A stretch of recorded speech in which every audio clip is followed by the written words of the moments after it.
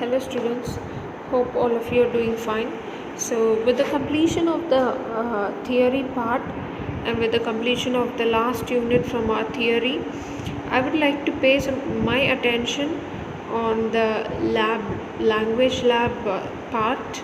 So I believe that all of you would have started writing your language lab record notebooks, and hence I would like to explain some contents that are given in the lab manual more briefly. Okay, so please listen it. उम्मीद है कि आप सबने language lab का record notebook लिखना शुरू कर दिया होगा। तो जैसे कि हमने थियरी पार्ट का पोर्शन कंप्लीट कर दिया है, तो अभी हम लैब के बारे में थोड़ा ब्रीफली देख लेंगे और हम आपको एक ईजी से वो जो भी हमने लैब मैनुअल में दिया है उसको हम आपको थोड़ा इजीली एक्सप्लेन भी कर देंगे और इससे आपको बहुत इजी अंडरस्टैंडिंग भी हो जाएगा। Okay, so first we will see जो भी लैंग्वेज लैब यहाँ पे मैनुअल है, it is completely based on purely based upon SBT syllabus. So the first exercise that we have in the lab syllabus is communication cycle with the help of a diagram. Okay, so ये जो communication cycle with the help of a diagram जो है वो हमारे theory part में भी है, and that comes in the chapter 1, introduction to communication. Introduction to communication में ही ये कम्युनिकेशन साइकिल भी आता है और उसमें से हमको बहुत ईज़िली अंडरस्टैंड हो जाता है कि कम्युनिकेशन का फ़्लो कैसे होता है, कहाँ से वो शुरू होता है, कहाँ पे उसका समाप्त होता है करके। Okay, so first we will see what is a communication cycle. Communication is one of the most vital element of society. बहुत इम्पॉर्टेंट एलिमेंट होता है सोसाइटी के लिए। People need people and to interact. People, लोगों को दूसरे लोग चाहिए ही। इसका मतलब क्या है? Humans are dependent. ओके, हम जो मनुष्य है हम एक दूसरे को डिपेंड करके ही हमारा लाइफ चलता है। Okay, we are dependent animals. So people need people and to interact. It's essential they be able to convey messages and understand each other. Okay, क्यों communication बहुत important होता है? It's because जो people दूसरे people को यानी कि उसके पास जब communicate करता है तो कुछ तो मैसेज कन्वे करना ही है, और कन्वे जब मैसेज कन्वे करता है वो दूसरे को जो ऑपोजिट में रहता है उसको अंडरस्टैंड होने के लिए क्या करना है? They should have the communication. The communication cycle expresses how the system of conveying and understanding messages operates. Different depictions of the cycle may include slightly different steps and descriptions, but most agree on the basic elements. और यहाँ पे क्या है, हम देखेंगे communication cycle का elements क्या होता है, उसका क्या इम्पॉर्टेंट एस्पेक्ट्स होता है। जैसे कि पहला वाला क्या है, कम्युनिकेशन साइकिल शुरू होने का पहला वाला क्या होता है? सेंडर। ओके, सो सेंडर कौन है? The person who sends the message, the person और entity originating the communication. Sender क्या होता है? He who starts the message. और message क्या होता है? It is the content. Okay, the information that the sender wishes to convey. और तीसरा encoding. Okay, what is encoding? How the sender chooses to bring the message into a form appropriate for sending. Okay, putting the message in the proper, understandable and communicable वे।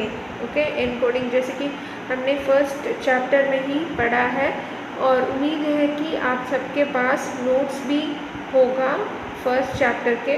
और ये भी जो हम language lab का ये जो lab manual का एक रिव्यू कर रहे हैं, इसके यूसेस कैसे होते हैं, आपके जो थियरी होते हैं उसका भी आपको रिकैप मिल जाता है, उसका भी रिव्यू आपको मिल जाता है जब हम ये लैंग्वेज लैब का लैब मैनुअल रिव्यू करेंगे तो। ओके, 2 in 1 का काम हो जाता है। You can also recollect the contents that we have already learned in the theory part, and as well as you are also learning about the language manual, lab manual. Okay, so encoding क्या होता है? So how the sender chooses to bring the message into a form appropriate for sending. Okay, putting the message in the proper understandable way. एक message को एक proper understandable way में उसको form करना. Okay, without the arrangement of the message if you convey to other person it is difficult for he और she to understand. And the next one, channel. Channel क्या होता है? वो एक medium होता है. इट्स अ वे, आप उसको रास्ता भी बोल सकते हो. Okay, channel the means by which the message is sent. कहाँ से वो मैसेज सेंड होता है. And then receiver. रिसीवर कौन होता है? The person who receives the message. जो सेंडर होता है, जो भी सेंडर मैसेज भेजता है, वो मैसेज को जो भी रिसीव करता है उसको हम रिसीवर बोलते हैं. And then decoding. Okay, decoding, explanation, interpretation of the message, how the receiver interprets and understands the message. जो भी मैसेज आप एनकोडिंग करके चैनल के द्वारा रिसीवर को भेजते हैं, और वो एट लास्ट क्या होता है? डिकोडिंग होके फिर लास्ट स्टेप को जाता है फीडबैक. डिकोडिंग का मतलब ये होता है जो भी मैसेज आपको मिलता है सेंडर से, ठीक है, जो भी मैसेज आपको सेंडर से मिलता है, क्या वो मैसेज आप दोबारा कन्वे कर सकते हो? क्या आप वो मैसेज को दोबारा, अगर वो मैसेज को क्वेश्चन के द्वारा पूछे जाते हैं, तो क्या आप उसका आंसर दे सकते हो? प्रॉपरली आप दे सकते हो. तो इसके वजह से क्यों ऐसे करना है? क्योंकि आप फाइंड आउट करना है कि whether the receiver has understood the message और नॉट. क्या रिसीवर को मैसेज का अर्थ, अंडरस्टैंडिंग पता हो गया है या फिर नहीं है करके पता करना है. ये डिकोडिंग होता है. The last one, feedback. Okay, what is feedback? The receiver's response to the message. और ये communication, terms of communication, process of communication में फीडबैक बहुत इम्पॉर्टेंट होता है. मैसेज कम्युनिकेशन का प्रोसेस सेंडर से शुरू होता है और वो फीडबैक में समाप्त होता है. और फीडबैक बहुत इम्पॉर्टेंट होता है. अगर फीडबैक एक सेंडर रिसीवर के पास से नहीं लेता है, तो जो भी मैसेज एक सेंडर भेजता है उसका रीज़न क्या है करके उसको पता नहीं चलेगा. जब हम कुछ एक्सप्लेन करते हैं तो क्लास में आपके पास क्या करते हैं? We tend to ask you some questions. हम आप लोगों से क्वेश्चन पूछते हैं. क्यों क्वेश्चन पूछते हैं? ये जानकारी करने के लिए कि जो भी हम बोल रहे क्या आपको वो समझ में आ रहा है या फिर नहीं है करके जानने के लिए ही हम क्या करते हैं? फीडबैक लेते हैं, क्वेश्चंस पूछते हैं. जब क्वेश्चंस पूछते हैं तो आप वहाँ पे आंसर दे देते हो. And here you see the diagram for the communication process. ये डायग्राम बहुत बहुत बहुत इम्पॉर्टेंट होता है आपके लैब एग्जामिनेशन में, प्रैक्टिकल एग्जामिनेशन में हमेशा ये क्वेश्चन पूछे जाते हैं. आपको ये जो कम्युनिकेशन प्रोसेस का डायग्राम है उसको बहुत अच्छे से मेमोराइज करना होगा. और ये यहाँ से आपके टेक्स्ट बुक में बहुत क्लियरली दिया गया है. So please refer your text book. तो यहाँ पे देख के हम इजीली आपको एक ब्रीफली थोड़ा एक्सप्लेन कर देंगे. यहाँ पे पहला है सेंडर. सेंडर क्या करता है? मैसेज भेजता है. Sender is sending out the message. यहाँ पे मैसेज को भेजता है और वो मैसेज क्या होता है? चैनल के द्वारा ट्रैवल करके फिर वो जाता है रिसीवर के पास. रिसीवर क्या करता है? यहाँ पे डिकोड करता है. डिकोड का मतलब क्या होता है? इंटरप्रेट करता है. और यहाँ पे एनकोडिंग ख़त्म हो जाता है. ओके, एनकोडिंग क्या होता है? एक सेंडर जो मैसेज भेजता है वो मैसेज को proper understandable and in communicable way में मैसेज को भेजता है अच्छे जानकारी के साथ और इजी लैंग्वेज के मुताबिक मैसेज को भेजता है। मैसेज आता है, चैनल के द्वारा जाता है, देन रिसीवर को जाता है और यहाँ पे डिकोडिंग होता है। डिकोडिंग का मतलब एक्सप्लेनेशन, इंटरप्रिटेशन, और यहाँ पे जाके अगेन फीडबैक में चले जाता है। फीडबैक आंसर देता है और फीडबैक कैसे सेंडर के पास जाता है, अगेन फीडबैक एक चैनल के माध्यम से सेंडर को जाके पहुंचता है। ठीक है, और ये डायग्राम का बहुत अच्छा सा ब्रीफली और मोर अंडरस्टैंडेबल वे में आपके टेक्स्ट बुक में दिया गया है, प्लीज़ रेफर इट। ओके, और दूसरा हम देखेंगे communication situation. Okay, list of communication situation. First one is conversation. कहाँ पे हमको ये कम्युनिकेशन का यूसेज होता है, कहाँ कहाँ ये कम्युनिकेशन का यूसेज इम्पॉर्टेंट होता है। पहले वाला होता है कॉन्वर्सेशन। कॉन्वर्सेशन का मतलब क्या होता है, हम जब बात करते हैं, हम जैसे हमारे फ्रेंड्स के साथ बात करते हैं, उसको हम कॉन्वर्सेशन बोलते हैं। Okay, a face to face interaction between और among individuals, commonly done for therapeutic purposes.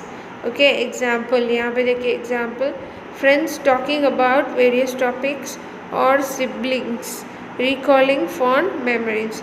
ये जो कॉन्वर्सेशन होता है ये एक तरह का एक स्ट्रेस बस्टर होता है। स्ट्रेस बस्टर का मतलब जब हम बहुत टेंस्ड हो जाते हैं, स्ट्रेस के साथ हमारा माइंड पूरा डिस्टर्ब हो जाता है, तो तब हम एक कॉन्वर्सेशन करेंगे हमारे फ्रेंड्स के पास या फिर हमारे सिबलिंग का मतलब हमारे भाई बहन के पास या फिर हमारे पेरेंट्स के पास। जब एक कॉन्वर्सेशन करते हैं तो तब हमारा माइंड बहुत अच्छे से रिलैक्स हो जाता है। Okay, so in terms of conversation में कम्युनिकेशन का इम्पोर्टेंस आता है।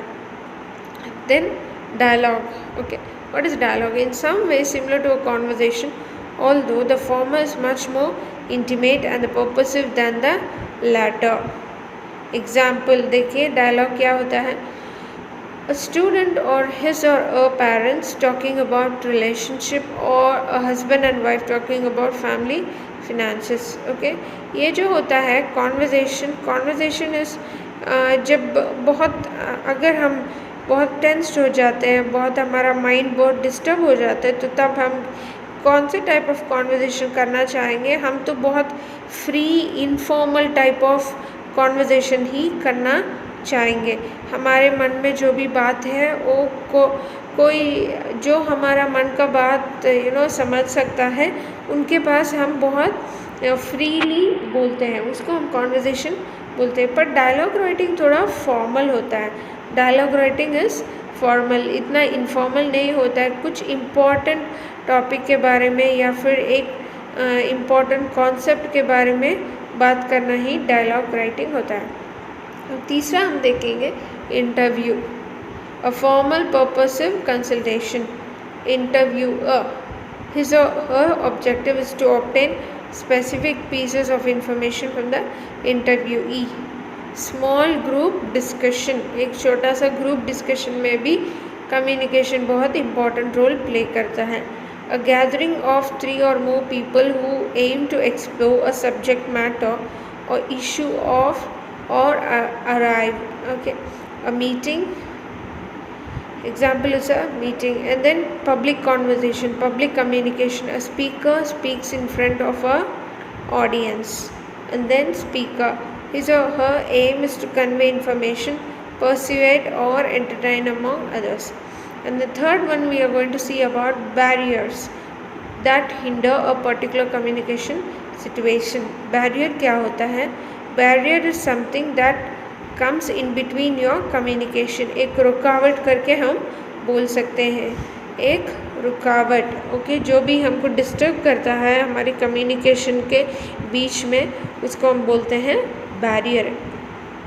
कम्युनिकेशन बैरियर, उसको हम बोलते हैं communication barrier. See, barriers to effective communication. The process of communication has multiple barriers. The intended communique will often be disturbed and distorted leading to a condition of misunderstanding and failure of communication.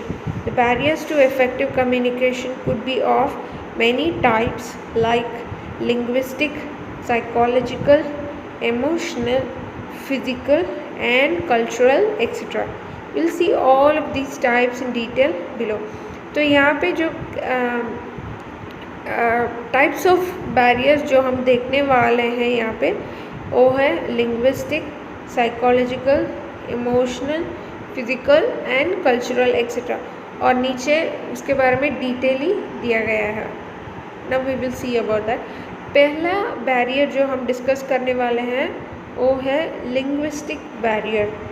Linguistic barrier क्या होता है? Linguistic का मतलब language.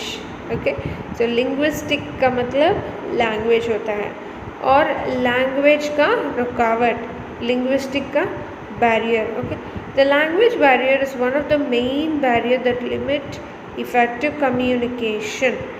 Language is the most commonly employed tool of communication. The fact that each major region has its own language is one of the barriers to effective communication. Sometimes even a thick dialect may render the communication ineffective. Okay, language communication क्या होता है?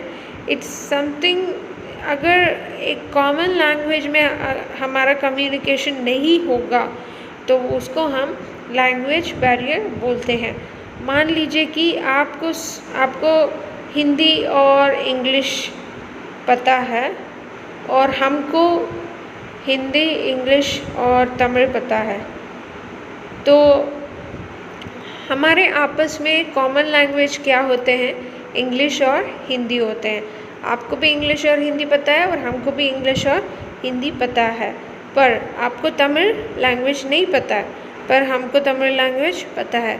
तो वहाँ पे अगर हम जो भी कम्युनिकेशन करते हैं, तो अगर मान लीजिए कि हम कम्युनिकेशन तमिल लैंग्वेज में करते हैं तो आपको वो लैंग्वेज पता ही नहीं है, पर मान लीजिए कि जो भी कंटेंट हम बोल रहे हैं कंटेंट तो अच्छा ही होगा पर आपको कुछ भी समझ में नहीं आएगा, तो उसको हम बोलते हैं लिंग्विस्टिक बैरियर. जब भी कॉन्वर्जेसन हो रहा है, जब भी हम एक कॉन्वर्जेसन शुरू करते हैं, तब क्या करना है हमको? We have to have the proper common language. Common language को ही यूज़ करके कम्युनिकेट करना होगा. तो अनकॉमन लैंग्वेज को यूज़ करके अगर हम कम्युनिकेट करेंगे तो वो कम्युनिकेशन इफ़ेक्टिव कभी भी नहीं बनेगा. And the next one, second one, psychological barrier. There are various mental and psychological issues that may be barrier to effective communication. Some people have stage fear, speech disorder, phobia, depression, etc.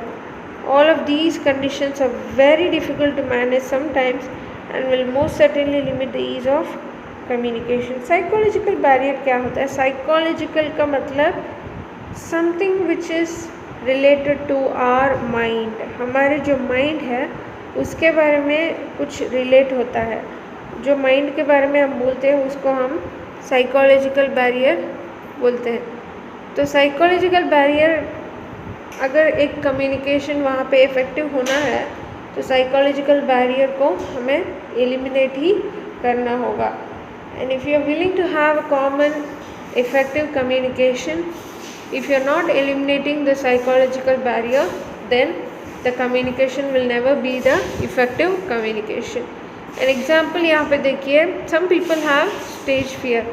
कोई लोग ऐसे होते हैं जिसको stage fear बहुत होता है. उनका जो कंटेंट होता है, उनका जो प्रिपेयर्डनेस होता है बहुत अच्छा से ही होता है, पर बिकॉज ऑफ जो स्टेज फियर और वो जो नर्वसनेस होता है उसके वजह से उनको कम्युनिकेशन प्रॉपरली करना नहीं होगा. स्पीच डिसऑर्डर, किसी को बोलना इतना अच्छा से नहीं आता है. मान लीजिए कि प्रोनाउंसिएशन में ही वहाँ पे प्रॉब्लम हो सकता है, कभी कभी प्रोनाउंसिएशन का प्रॉब्लम हो सकता है. यानी कि जो फॉरेनर होता है वो भी इंग्लिश बोलता है और हम लोग भी इंग्लिश बोलते हैं, पर उन लोगों का जो प्रोनाउंसिएशन है वो डिफरेंट होता है। अगर हम उसमें प्रैक्टिस नहीं करेंगे तो हमको समझ में कभी भी नहीं आएगा। अगर बिना प्रैक्टिस के हम उनकी स्पीच सुन लेंगे तो पक्का वहाँ पे कम्युनिकेशन इफ़ेक्टिव कभी भी नहीं बनेगा। फोबिया का मतलब क्या होता है? डर, किसी बातों का डर, scared, okay, afraid of something. बहुत सारे फोबिया होते हैं। कोई लोगों को बात करने के लिए फोबिया होता है, कोई लोगों को क्राउड को फेस करने का फोबिया होता है, कोई लोगों को अगर कुछ बातों के बारे में फोबिया होता है, किसी पीपल को फेस करने के लिए फोबिया होता है। तो ये सब क्या होता है? साइकोलॉजिकल बैरियर ही होता है। और डिप्रेशन, कोई बहुत टेंस्ड होते हैं, उनके माइंड बहुत डिस्टर्ब हो जाता है, तब उनका कम्युनिकेशन इफ़ेक्टिव नहीं बनेगा। So all of this conditions are very difficult to manage sometimes and will most certainly limit the ease of communication. And the third one हम देखेंगे emotional barrier. So what is emotional barrier? The emotional IQ of a person determines the ease and comfort with which they can communicate. A person who is emotionally mature will be able to communicate effectively. On the other hand, people who let their emotions take over will face certain difficulties. यहाँ पे क्या दिया गया है? अगर आपके mind, अगर आपका साइकोलॉजी इमोशनली बैलेंस नहीं होता है तो वहाँ पे कम्युनिकेशन इफ़ेक्टिव कभी भी नहीं होता है। Emotional balance is very important. अगर आप बहुत खुशी में रहते हो, खुशी के टाइम में बहुत खुशी हो जाता है तो इमोशनली आप अनबैलेंस हो जाते हो। तो उसकी वजह से क्या होता है? आप जो भी डिसीजन लेते हो वो अच्छा ठीक नहीं रहता है। तो क्या करना है? Emotionally we should learn to balance our psychology. Okay, so हमारा जो साइकोलॉजी होता है, हमारा जो ब्रेन का मामला होता है, उसको हम बैलेंस करना सीख लेना है। और यहाँ पे देखिए, a person who is emotionally mature will be able to communicate effectively. जो व्यक्ति इमोशनली मैच्योर होता है, मैच्योर का मतलब क्या होता है? जिसको इमोशंस को कंट्रोल करना होता है, जो अपने इमोशंस को कंट्रोल कर पाता है, उसको हम इमोशनली मैच्योर बोलते हैं। और वो व्यक्ति का कम्युनिकेशन हमेशा इफ़ेक्टिव बन जाता है। A perfect mixture of emotion and facts is necessary for effective communication. Communication अच्छा ठीक से होने के लिए क्या करना है? वहाँ पे इमोशंस का परफेक्ट मिक्सचर होना चाहिए, हमारे इमोशंस का परफेक्ट बैलेंस होना चाहिए। जब आपको इफ़ेक्टिव कम्युनिकेशन चाहिए तब आपका emotions perfect mixture, perfect balance होना चाहिए। Emotions like anger, frustration, humor can blur the decision making capacities of a person and thus limit the effectiveness of their communication. Emotions क्या करते हैं? जैसे इमोशंस लाइक एंगर, गुस्सा, frustration, बहुत disturb हो जाना, ह्यूमर, बहुत कॉमेडी बातों को करना, can blur the decision making capacities. क्या करता है? जो डिसीजन हमको लेना है करेक्टली, उसको हमेशा रॉन्ग ही कर देता है। फॉर एग्ज़ाम्पल, जो भी इमोशंस, अगर हम हमारे इमोशंस को कंट्रोल नहीं कर पाते तो वहाँ पे डिसीजन मेकिंग प्रॉपरली कभी भी नहीं हो पाता है। And if you learn to control our emotions and if you learn to balance our emotions properly, and then there will be the proper decision making capacity will be there. Okay, a person can take the decision very good and in a wiser way. तो emotion को balance करना बहुत important होता है। Then we'll see physical barriers to communication. So they are the most obvious barriers to effective communication. These barriers are mostly easily removable in principle. At least they include barriers like noise, closed doors, faulty equipment used for communication, closed cabins, etc. Sometimes in the large office, the physical separation between various employees combined with faulty equipment may result in severe barrier to effective communication. तो physical barrier क्या होता है? जो भी barrier हमको बाहर से आता है. फॉर एग्जाम्पल यहाँ पे देखिए, लिंग्विस्टिक बैरियर जो हम बोलते हैं, समथिंग अबाउट द एबिलिटी, हमारे जो एबिलिटी है उसको हम लिंग्विस्टिक बोलते हैं, उसको हम लिंग्विस्टिक बोलते हैं. एंड वहाँ से जो भी बैरियर आता है उसको हम लिंग्विस्टिक बोलते हैं, या फिर उसको हम लैंग्वेज बैरियर बोलते हैं. और साइकोलॉजिकल क्या होता है? Psychological barrier something which is related to our mind, हमारे माइंड के बारे में रिलेट होना ही हम साइकोलॉजिकल बैरियर बोलते हैं. और तीसरा देखिए, emotional barrier. Emotional also something which is related to our heart and mind. Okay. और यहाँ में देखिए fourth one, physical barrier to communication. ये जो फिजिकल बैरियर होता है, it is not related to our ability like language barrier, it is not related to our mind like psychological barrier, it is not related to our heart and mind like emotional barrier. It is something related, or it is something that talks about the environment. हमारे जो बाहर के जो environment होते हैं, हमारे जो surrounding से जो भी barrier हमको आता है उसको हम बोलते हैं physical barrier to communication. और यहाँ पे examples देखिए, like noise, आवाज़, okay, and then closed doors, faulty equipment used for communication, closed cabins, etc.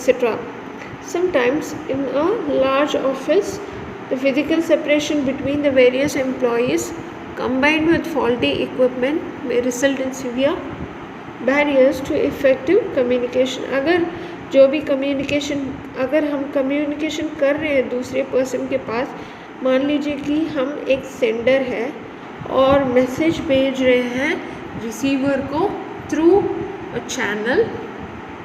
Okay, so through a channel we are sending a message to the receiver, and imagine that channel is faulty. और वो जो channel होता है, वो जो medium वे होता है, वो फॉल्टी है.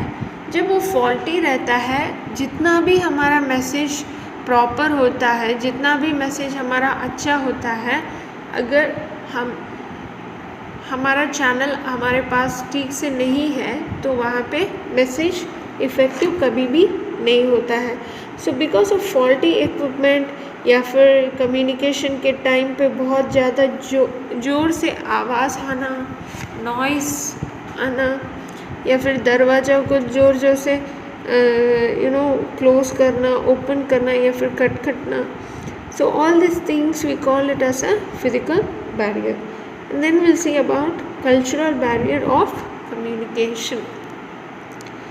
So as the world is getting more and more globalized, and any large office may have people from several parts of the world.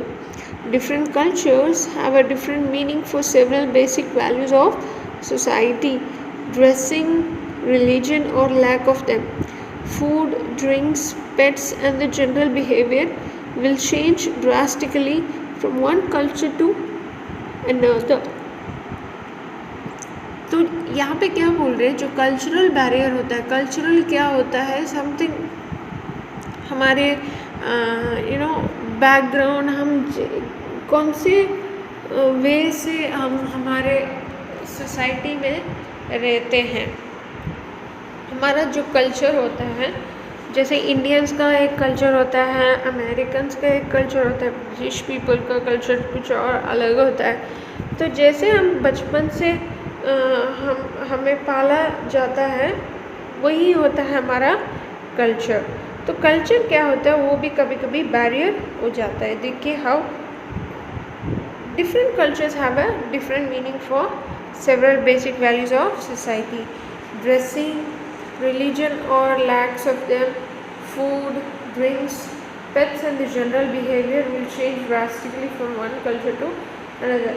एक कल्चर से दूसरे कल्चर, ये जो होते हैं ड्रेसिंग, जो हम पहनाव करते हैं, ड्रेस करते हैं, वो कल्चर टू कल्चर बहुत डिफरेंस होता है. मान लीजिए कि केरला में ड्रेसिंग कल्चर डिफरेंट होता है, तमिलनाडु में डिफरेंट होता है, आंध्रा में डिफरेंट होता है और बिहार में डिफरेंट होता है. जहाँ पर भी आप देखिए जो ड्रेसिंग का culture is always different. Religion भी डिफरेंट होता है, वहाँ का एक होता है, यहाँ का एक होता है. Everything is different. फूड, खाना, yes, food is also completely different. Drinks, जो पीना, यस, समथिंग जो भी हम लेते हैं, या everything is different. Pets and general behaviour जो जनरली हमारा बिहेवियर होता है वो भी कम्प्लीटली डिफरेंट ही होता है कल्चरल बैरियर में. Hence, it is a must that we must take these different culture into account while communication. This is what we call being culturally appropriate. In many multinational companies, special courses are offered at the orientation stage that let people know about other cultures and how to be courteous and tolerant of others. Okay, so बहुत सारे multinational company में काम interview के बाद काम शुरू करने से पहले वहाँ पे ट्रेनिंग प्रोग्राम होता है. कौन से ट्रेनिंग प्रोग्राम एक कल्चरल अवेयरनेस के लिए ट्रेनिंग प्रोग्राम होता है. तो ये क्यों होता है? जो भी मल्टीनेशनल कंपनी में बहुत सारे लोग काम करते हैं, वहाँ पे डिफरेंट कल्चर के पीपल, डिफरेंट कल्चर के लोग वहाँ पे काम करते हैं. तो वहाँ पे कल्चर, हमेशा दूसरों का कल्चर को रेस्पेक्ट करना बहुत ज़रूरी होता है. We must respect others culture.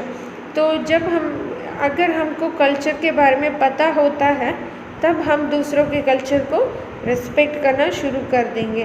अगर हम किसी और का कल्चर हमको पता नहीं चलता है तो उनका कल्चर को हम रेस्पेक्ट करना ही नहीं जानेंगे. तो वहाँ पे वो जो कंपनीज़ में हमेशा ट्रेनिंग दिया जाता है ये जो कल्चर अवेयरनेस के बारे में, in order to have the friendly environment, सबके साथ अच्छा एक एनवायरनमेंट, अच्छा फ्रेंडशिप रहने के लिए ये सारा ट्रेनिंग अक्सर दिया जाता है. And then attitude barrier. Certain people like to be left alone. They are the introverts or just people who are not very social.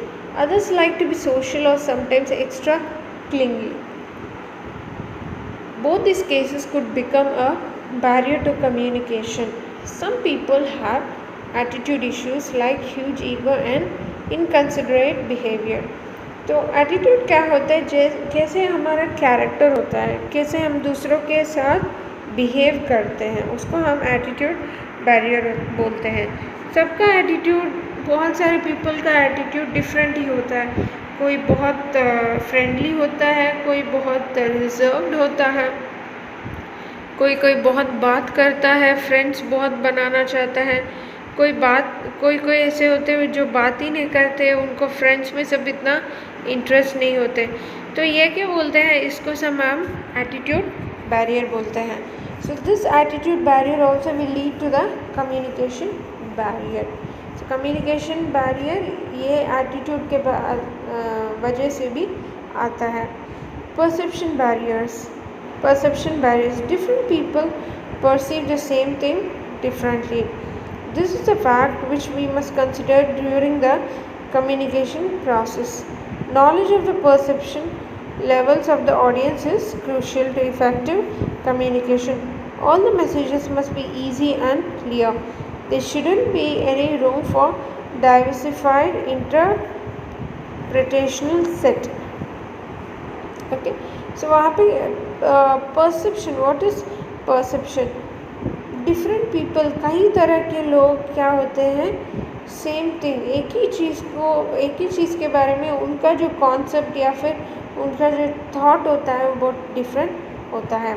सिर्फ एक ही मान लीजिए कि उसका कॉन्सेप्ट तो एक ही होता है, पर सिर्फ वो एक कॉन्सेप्ट के लिए उनका आइडिया बहुत ज़्यादा मिल जाता है, तो उसको हम बोलते हैं perception.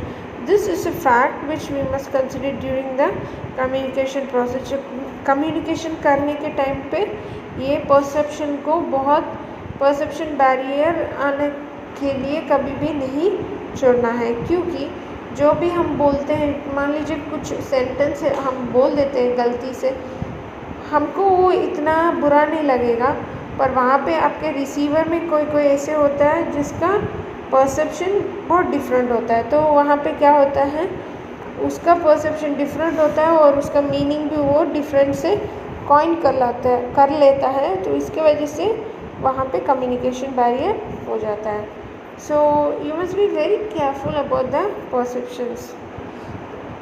All the messages must be easy and clear. जो भी मैसेज आप भेजना चाहते हो ईजी और क्लियर होना चाहिए।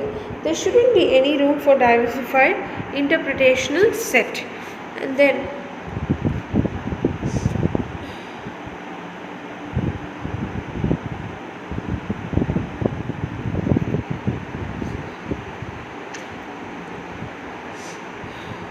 perception barrier. And the last one, physiological barrier. Okay, certain disorders or diseases or other limitations could also prevent effective communication between the various channels of an organization.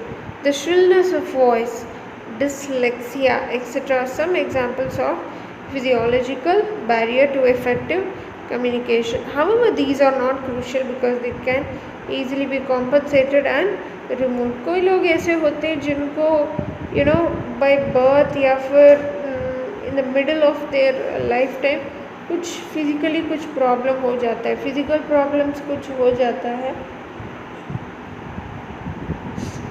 और कुछ disorder उनको आ जाते हैं, तो वो लोग वे तरह के लोगों के डिसऑर्डर को हमको क्या करना है, फाइंड आउट करना है और उसके मुताबिक हमारा कम्युनिकेशन होना चाहिए। हमारा कम्युनिकेशन सारे नॉर्मल लोगों के साथ जैसे होता है वैसे ही ये लोगों के पास भी नहीं होना चाहिए, क्योंकि इनका जो अंडरस्टैंडिंग एबिलिटी, इनका जो capacity of understanding is completely different when compared with the normal human being. एक नॉर्मल ह्यूमन बीइंग से जब हम कंपेयर करेंगे, ये जो व्यक्ति होते हैं, ये जो लोग होते हैं, for example person with dyslexia, ये जो लोग होते हैं, तो इनके बारे में अगर हमको पता चल जाता है तो उसके मुताबिक मैसेज को डिज़ाइन करना चाहिए। और कॉमन पीपल का जो मैसेज होता है, कॉमन पीपल को जैसे हम समझाते हैं वैसे कम्युनिकेशन इनके साथ नहीं होना चाहिए। इनके साथ बहुत इजी और फ्रेंडली वे ऑफ कम्युनिकेशन होना चाहिए, क्योंकि ये इतने जल्दी से कुछ समझ में नहीं लेते हैं, इनको समझ में नहीं आता, तो इसीलिए इनके पास जब कम्युनिकेशन होता है वो कम्युनिकेशन बहुत इजी होना चाहिए और प्रॉपर अंडरस्टैंडेबल वे में होना चाहिए। नेक्स्ट वन और फोर्थ वन हम देखेंगे paragraph writing, developing a paragraph और a story from the hints. तो यहाँ पे हिंट दिया गया है और उसके मुताबिक आपको एक स्टोरी को डेवलप करना है। पैराग्राफ क्या होता है? पैराग्राफ बहुत बड़ा टाइप ऑफ एसे नहीं होता है। Paragraph is always short and brief. Okay, paragraph short होते हैं और तो डिटेल ब्रीफ होते हैं, ठीक है। उसमें जो भी जितना भी कॉन्सेप्ट या फिर मैसेजेस चाहिए सब उसमें कंप्रेस हो जाता है, पर शॉर्ट एंड स्वीट होता है। यहाँ पे अ रिच फार्मर, ये जो सेंटर ग्रुप ऑफ वर्ड्स के सेंटर में जो भी है हम उसको हाइफन बोलते हैं। A rich farmer, lot of land, cattle and servants, 2 sons, happy life. After some years, younger son, unhappy, asked for his share of the property. Wouldn't listen to his father's advice, got his share, sold them all, went away to another country, fell into bad ways. Soon all money gone, poor, no one to help him, understood his mistakes. तो यहाँ पे एक story दिया गया है। जो एक rich farmer होता है, आपको जब आप ये हिंट, इसको हम हिंट्स बोलते हैं, ये जो हाइफन डाल के जो सेंटेंस दिया गया है ना, इसको हम हिंट्स बोलते हैं। हिंट्स का मतलब एक आइडिया होता है, ठीक है। हिंट्स का मतलब आइडिया होता है। ये जो आइडियाज़ होते हैं, ये जो वर्ड्स या ये जो सेंटेंस दिए गए हैं, ग्रुप ऑफ वर्ड्स यहाँ पे है, ये आपको आइडिया देता है एक स्टोरी को डेवलप करने के लिए, ठीक है। एक रिच फार्मर था और उसके पास बहुत सारे ज़मीन थे, कैटल एंड सर्वेंट्स, उसके पास बहुत सारे कैटल्स थे, बहुत सारे नौकर थे, और उसका 2 बेटा था। तो वो बहुत अच्छे से शांत जीवन जी रहा था। तो बहुत एक दिन क्या हुआ, बहुत साल के बाद वो जो उसका छोटा बेटा है, वो बहुत उदास होकर अपने पापा से उसका जितना भी प्रॉपर्टी है वो चाहिए करके वो लेके चले जाता है। उसका जो शेयर होता है, उसका जो हिस्सा होता है, उसको लेके वो दूसरे एक कंट्री में, दूसरे देश में चला जाता है। और वहाँ पे जाके उसका कुछ भी अच्छा नहीं होता है, और वहाँ पे जाके पूरा जो उसने उसके पापा के पास से लेके आया, उसका जो प्रॉपर्टी है, सबको उसने बेच दिया, एक एक करके वहाँ पे सेल करके, और वो जीवन वो करता था, वो जीवन वो बिता के रहता था। तो वहाँ पे क्या हुआ, he fell into bad ways, soon all money gone, धीरे धीरे से जो भी जितने भी पैसे थे उसके पास, जिसने उनके पापा ने दिया था, पूरे के पूरे पैसे पूरा नष्ट हो गया। उसके पास कुछ भी नहीं था, कोई नहीं था उसको हेल्प करने के लिए। उसके बाद क्या हुआ, उसने उसका मिस्टेक का अंडरस्टैंड कर लिया और बहुत रिग्रेट किया है। So this is the hint and this is what we understood from the hints that is given here. और यहाँ पे क्या करना है आपको एक टाइटल देना है उसका, यानी कि उसका एक टॉपिक देना है, ठीक है। उस स्टोरी का एक टाइटल देना है, नेम देना है, और फिर आपको वो स्टोरी को डेवलप करना है from the idea that you would have got it from the hints. See, the disobedient son. Once there was a rich farmer in a village. He had a lot of land, cattle, and many servants. He had 2 sons. He led a happy life with them. After some years, the younger son became unhappy. He asked his father for a share of the property. His father advised him not to demand like that, but he would not listen to his father's advice. He got a share and sold them. He had a huge amount with him. With this amount, he traveled to a distant country. He then had bad company there and fell into evil ways. All the money was gone.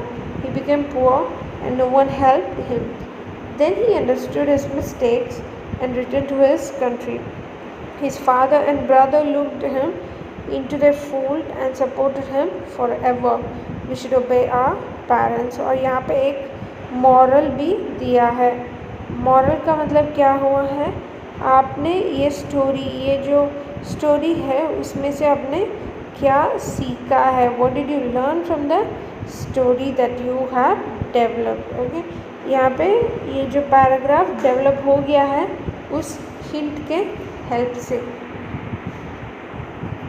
और यहाँ पे exercise number 5, describing various equipments. ये जो exercise है, आपको सिर्फ और सिर्फ बहुत सारा वर्ड्स को जानना ज़रूरी होता है। और यहाँ पे वेरियस इक्विपमेंट्स का मतलब क्या होता है, बहुत सारे जो टूल्स होते हैं, बहुत सारे things that are related technically बहुत सारे टूल्स या फिर सामान होते हैं, उसके बारे में जानकारी लेने के लिए ही ये एक्सरसाइज यहाँ पे इंक्लूड किया गया है। देखिए, हम इससे आपको रीड आउट करके दिखाएंगे, आप प्लीज़ फॉलो करिए। और जब आप फॉलो करोगे, जब आप लिसन करोगे, आपको प्रोनाउंसिएशन और उसका मीनिंग भी पता चल जाएगा। Describing various equipments. Development of robotics. Robotics is based on two related technologies, numerical control and teleoperators. Numerical control acronym होता है NC. It's a method of controlling machine tool access by means of numbers that have been coded on punched paper, tape or other media. It was developed during the late 1940s and early 1950s.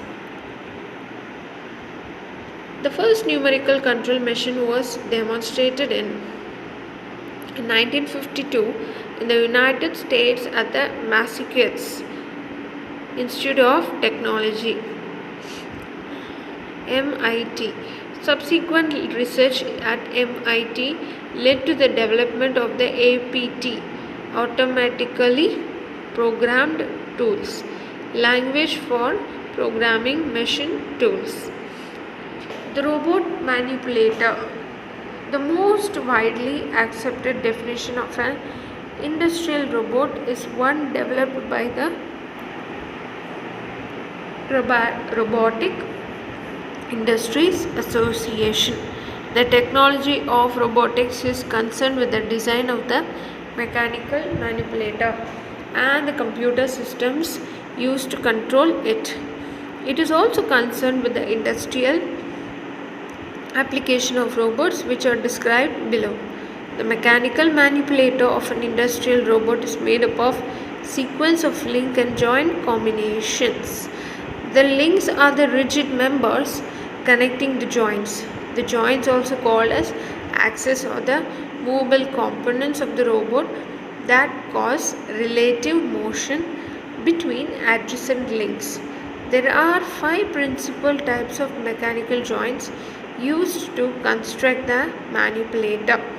2 of the joints are linear, in which the relative motion between adjacent links is translational, and 3 are rotatory types, in which the relative motion involves rotation between links. The manipulator can be divided into 2 sections, an arm and body, which usually consists of 3 joints connected by large links, and a wrist consisting of 2 or 3 compact joints. Attached to the wrist is a gripper to grasp a work part or a tool, a spot welding gun to perform a process. The 2 manipulator sections have different functions.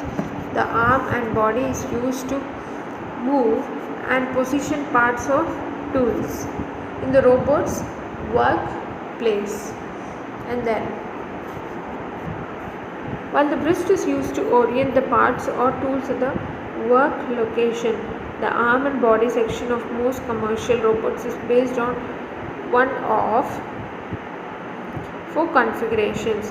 Each of the anatomies, as they are sometimes called, provides a different work envelope, that is a space that can be reached by the robot's arm and is suited to different types of application. Okay, so till this we will complete in this video. The remaining things we will continue in the next video. Until that, stay home, stay safe. Thank you.